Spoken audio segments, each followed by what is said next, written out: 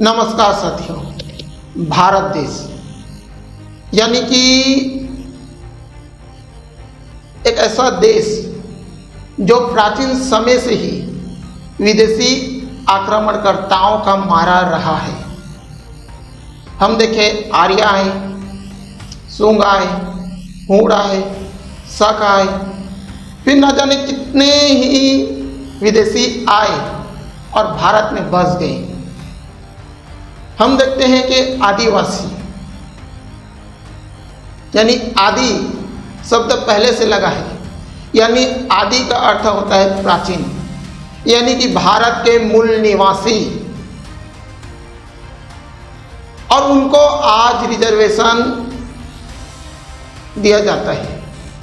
वे स्वयं इस देश के मालिक थे और उनकी स्थिति ऐसी हो गई कि उन पर अनुग्रह करना पड़ता है। यही स्थिति हम देखें तो दलितों की है, ओबीसीओं की है, लेकिन ओबीसी समाज, शेड्यूल कास्ट, ये सारी चीज़ इन राजनीतिक मुद्दों पे फंस जाते हैं और अपने हक की लड़ाई को भूल जाते हैं। हम देखें तो 1500 ईसा पूर्व आर्यों का भारत आगमन, और आर्य से ही भारतीय संस्कृति में जो वर्ण व्यवस्था है, यज्ञ है, कर्मकांड है, उनका आरंभ होता है। उनसे पहले कहीं दूर दराज तक हमें भारत में इन सारी चीज़ों का वर्णन नहीं मिलता है।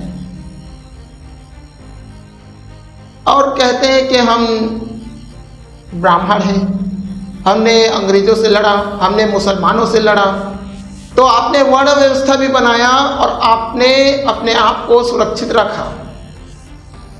अगर आप वास्तव में लड़े होते तो भारत पे मुस्लिम आक्रमणकर्ता नहीं आते और 17 बाल सोमनाथ के मंदिर को लूट के नहीं जाते।